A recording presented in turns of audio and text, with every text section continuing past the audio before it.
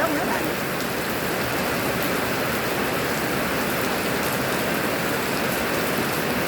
เขาเริ่มงามหน่อยเอาผลเข้ามาเอาผลเข้ามา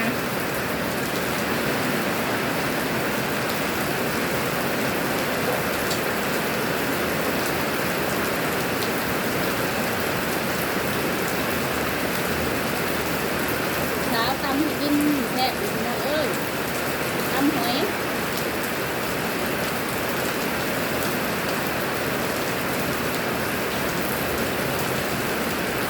นี่มันหงไปนะ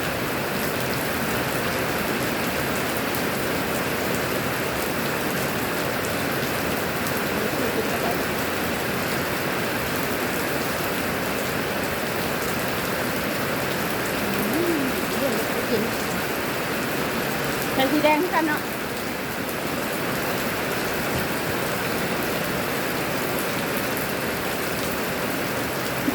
ลูกใส่สีแดงเหมือนกัน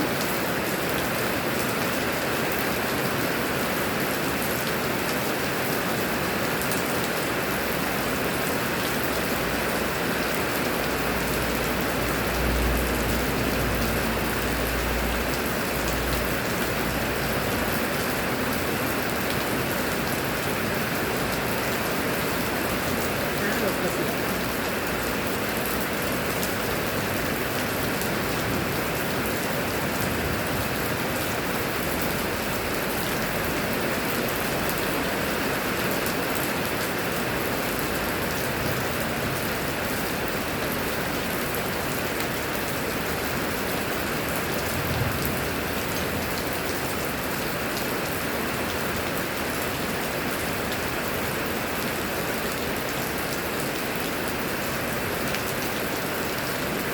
ทั้งเสียงฝนเด้อฝนตก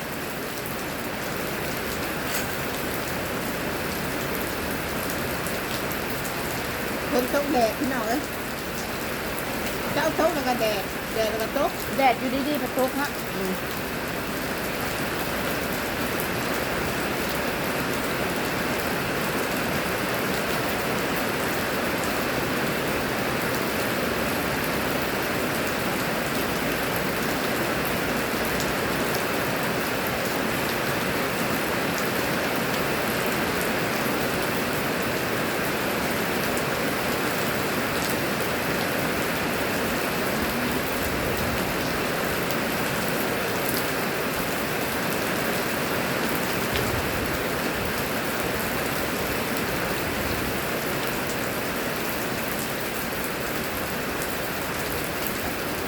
ใส่กระปุ้นน้อยพอบังกินน้อยพอเอาหมักเล่นในกระตาหมดจะได้หนึ่งเจ้าบุษมาเนาะไม่สั่ง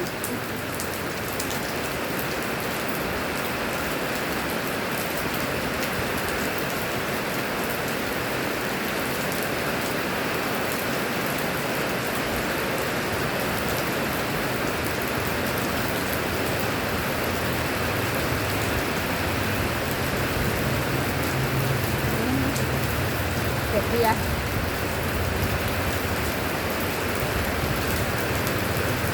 แต่คนใช้เด้อ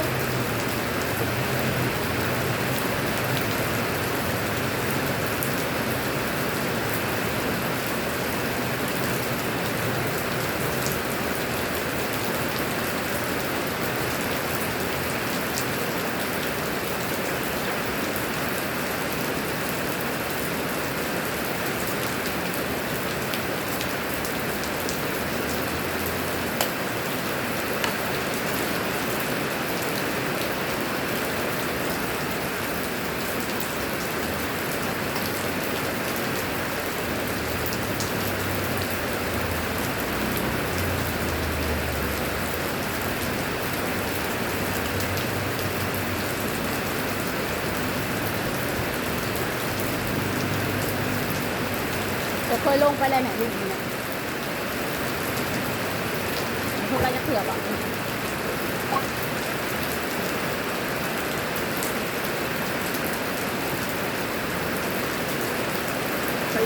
ตู้นั่นไม่แก้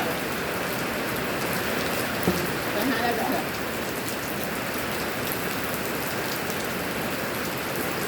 วแกงมาใหม่กินเวลาแล้วนะ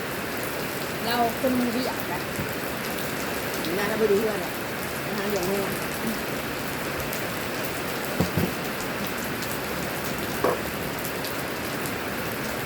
เราคนเบียดคนงานเลยแต่งวยอย่างแรกแล้วตอนแรกนี่แรกหนักง่ายเราต้องเปลี่ยนดิได้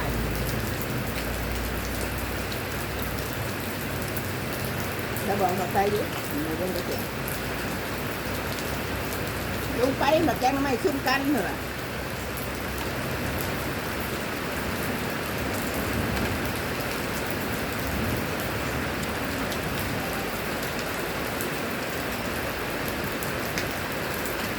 เป็นมาเลย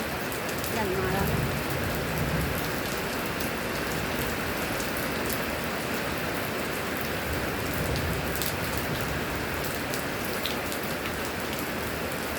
หนึ่งนี่กรอบอ่อนนะฮะมันจี้นั่งกรอบอยู่อ่อนล่ะ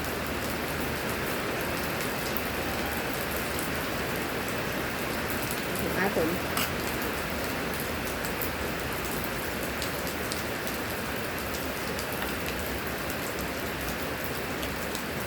ลุงเอ้ยลุงนั่งลุง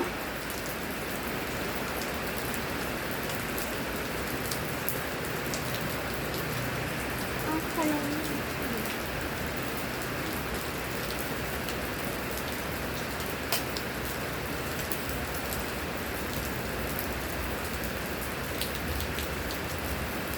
ได้แล้ว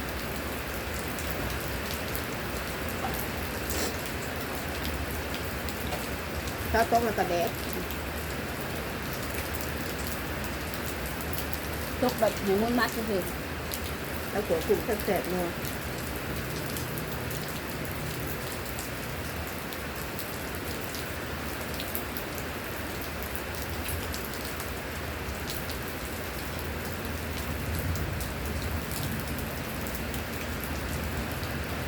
ถุงน้อยเทียมนะถุงน้อยปลาน้อยเนี่ยมาพันอะไรสอนขึ้นมาใหม่ๆติดแก้วดำกระแดก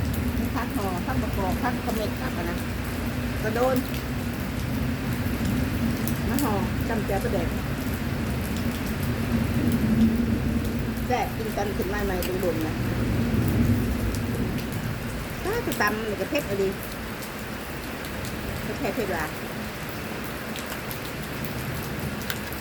จ้าจ้ะจะเผ็ดได้เลย